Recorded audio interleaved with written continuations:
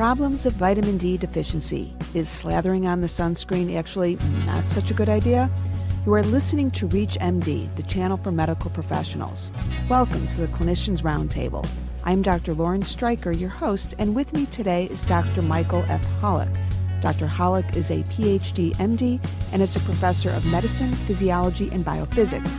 He is the director of the Bone Healthcare Clinic and the Heliotherapy Light and Skin Research Center at Boston University Medical Center. Dr. Holick has authored over 500 scientific articles. His book is titled The UV Advantage. Today, we are discussing the impact of vitamin D deficiency. Welcome, Dr. Holick. Hello, it's a pleasure to be here. Do you think that most physicians are aware of the vital role vitamin D plays in prevention and treatment of not only metabolic bone disease, but other conditions, or do we still have a lot of work to do to increase awareness? I think we have a lot of work to do to increase awareness. In fact, I think a lot of physicians actually have been getting the information from their patients because there is so much information out in the lay press about the health benefits of vitamin D. Often a patient will go to their physician and ask for a blood level of vitamin D, which we recommend it to be the 25-hydroxy vitamin D. And the physician initially would say, well, why would you want that? And hopefully we'll know what to do with it when they get the result. Exactly. And so when they do get it and they find that the patient's deficient, it's kind of like a wake-up call. And now they begin ordering it on more of their patients. Today, the assay for 25-hydroxy vitamin D is the most ordered assay in the United States by physicians. So the message is finally getting out there, but we still need to really educate all medical and healthcare professionals about this issue. And what do you say is the minimum appropriate level? I've seen anywhere from 28, 30, 32, and much higher. Yeah, what we recommend is that everybody be above 30 nanograms per ml for their 25-hydroxy vitamin D.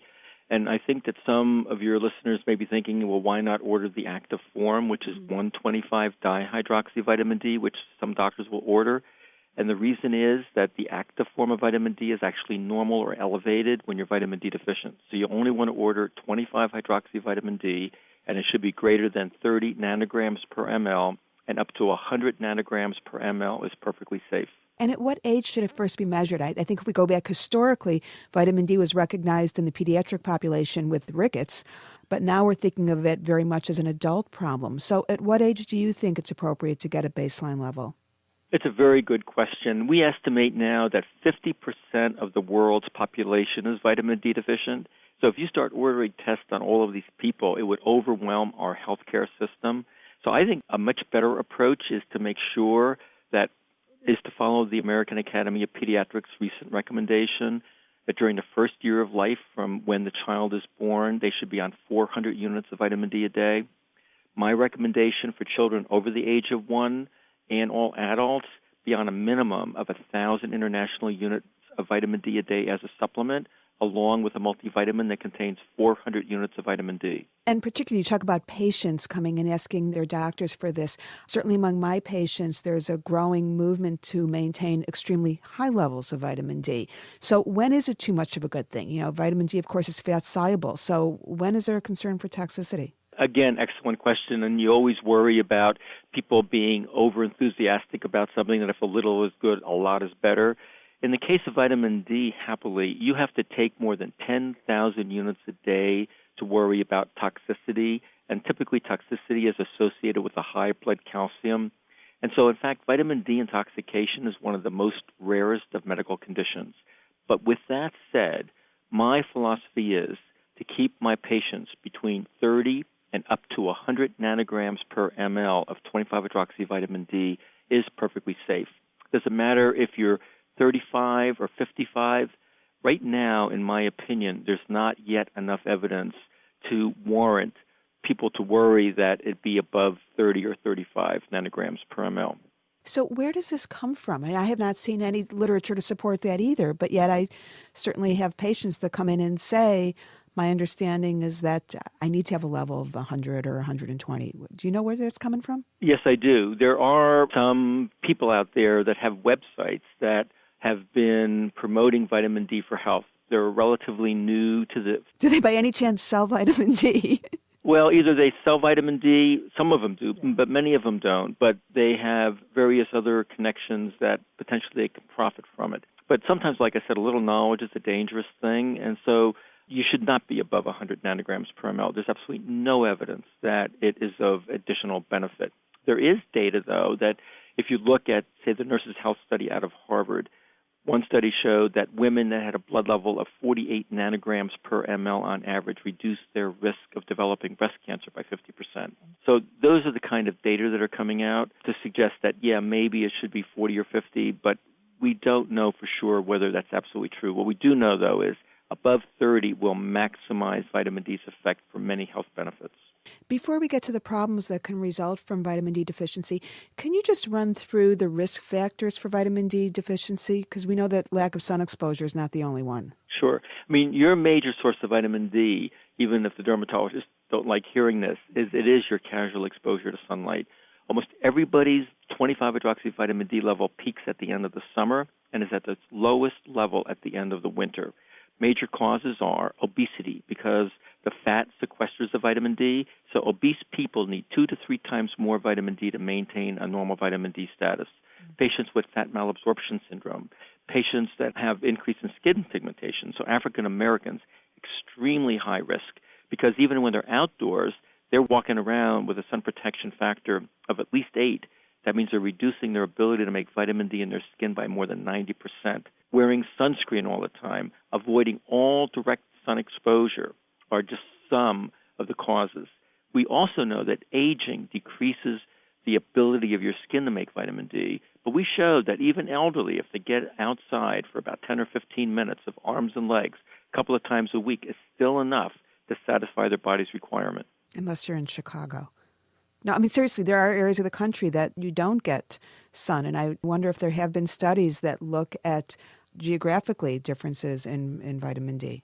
There have been studies, and you'll be surprised at the results, but it's not a surprise to me. With the message of sun protection, avoiding all direct sun exposure that's been out there unchallenged for 30 years, even in Florida, it's been reported that more than 40 to 50% of Floridians, both children and adults, are vitamin D deficient. It's true that if you live above Atlanta, Georgia, you cannot make any vitamin D in your skin in the wintertime, and all the more reason to be aggressive in taking a vitamin D supplement.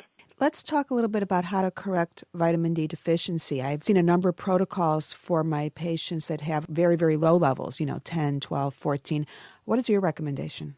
So I recommend, and we published this in Lancet back in 1998, that if you give 50,000 units of vitamin D2, which is the only pharmaceutical form of vitamin D in the United States, once a week for 8 weeks to a normal-weighted individual, you'll usually raise their blood level by 100%, and you'll get them above 30 nanograms per ml.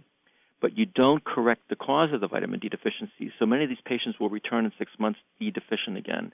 So I put them now on 50,000 units of vitamin D2 every other week. And then in between?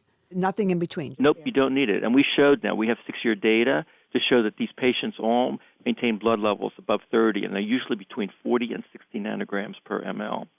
For those that don't want to go to their doctor to get the vitamin D2 capsule, or they don't want to take it every 2 weeks, you can go to your local pharmacy and buy a vitamin D supplement, 1,000 units.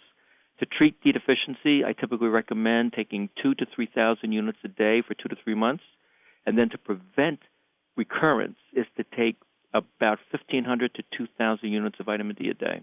If you're just joining us, you are listening to the Clinicians Roundtable from ReachMD, the channel for medical professionals. I'm Dr. Lauren Streicher, and I'm speaking with Dr. Michael Holick, the director of the Bone Health Care Clinic and the Heliotherapy Light and Skin Research Center at Boston University Medical Center, and we are discussing the impact of vitamin D deficiency.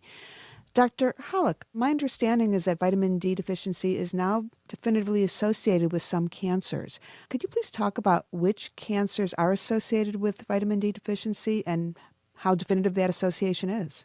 Sure. First of all, I'll let your readership know that I wrote a review in New England Journal of Medicine that outlines a lot of the benefits of vitamin D. And also they can go to my website, vitamindhealth.org. It's all one word. And on there actually are the PDFs of many of my articles, including this New England Journal review. And we know now that you are at increased risk of developing colon, prostate, breast, esophageal cancers, non-Hodgkin's lymphoma. There's probably about 15 cancers have now been associated with vitamin D deficiency. And how significant is that impact? Well, there's evidence to suggest that if you increase your vitamin D intake to at least 1,000 international units of vitamin D a day, that you could reduce your risk of developing colorectal cancer by as much as 50%. There's a study done in the Nurses' Health Study out of Harvard that women taking the most vitamin D reduce their risk of developing breast cancer by about 50%. It's amazing to me that there's not a greater awareness of this, because this is significant and you don't hear much about it. That's correct. And in fact, there was the Women's Health Initiative came out, of course, with the conclusion that vitamin D and calcium was of no benefit in reducing risk of colorectal cancer. But what they didn't appreciate from their data set, which I then pointed out to them and published as a letter in New England Journal of Medicine, that women that had a blood level of less than 12 nanograms per ml and followed for 8 years had a 253% increased risk of developing colorectal cancer when compared to women that had a blood level of over 20 or 25 nanograms per ml. Well, there are a lot of issues, I think, with that Women's Health Initiative study as we look at it more closely. No question. And also there was a very nice study done out of Omaha, Nebraska by Dr. Heaney's group, and Lappy had published it, showing that postmenopausal women taking 1,100 units of vitamin D a day along with 1,500 milligrams of calcium a day for 4 years reduced their risk of developing all cancers by 60% compared to women that were not taking the supplement. What about the impact of vitamin D on autoimmune disease? It's always been known that if you live at a higher latitude, especially if you live above Atlanta, Georgia, for the first 10 years of your life, that you increase your risk of developing multiple sclerosis by 100% for the rest of your life. There was a study done in Finland where they showed that during the first year of life, children taking 2,000 units of vitamin D a day and then followed for 31 years reduced their risk of type 1 diabetes by 78%. There's evidence that rheumatoid arthritis, women taking the most vitamin D reduced their risk by 44%. And another study done here out of Harvard showed that women taking more vitamin D, more than 400 units a day, reduced their risk of developing multiple sclerosis, again, by about 42%. And what about heart disease? Again, I mean, I know that your listeners may be saying, my God, how could vitamin D be doing all these things? But there's really good science to back up all of this because, for example, we know that vitamin D is now important in regulating cell growth and inhibiting cancer cell growth. We know that vitamin D plays an important role in immune function and decreasing risk of infectious diseases, some of which we believe may be responsible for autoimmune diseases. And the same is true for heart disease. We now know that vitamin D is critically important in regulating heart muscle function, in regulating smooth muscle function in your blood vessels, and regulating the blood pressure hormone renin. And as a result, it was reported recently that you have a 50% higher risk of having a heart attack if you are vitamin D deficient. You have a more than 100% increased risk of dying of a heart attack, of your first heart attack, if you are vitamin D deficient. You have about a 78% higher risk of having peripheral vascular disease if you're vitamin D deficient. So there is now a clear relationship with vitamin D deficiency and increased risk of heart disease, dying of a heart attack, and even stroke. Could you finally finish by telling us a little bit about your book? The book, The UV Advantage, is for the consumer audience. And in there, though, I'm told because physicians have read it and they like it equally well, because I really provide all of these benefits that we've talked about, and I explain it in a way that's very understandable. And I have a simple prescription for how to prevent and treat vitamin D deficiency. And at the end of the book, I actually even provide tables for anyone, anywhere on the globe, any time of the year, for any skin type, to be able to be exposed to some sunlight to satisfy their body's vitamin D requirement. But separately, Springer and Humana Press, we published a book that was edited by me on the health benefits of vitamin D that's more geared toward healthcare professionals and physicians, and a new edition will be coming out this year. I would like to thank our guest, Dr. Holick, for making us more aware of the role vitamin D plays not only in metabolic bone disease, but cancer, diabetes, heart disease, and many other medical conditions. I'm Dr. Lauren Streicher. You've been listening to the Clinicians Roundtable from ReachMD, the channel for medical professionals. Please visit our website at reachmd.com which features our entire library through on-demand podcasts. Thank you for listening.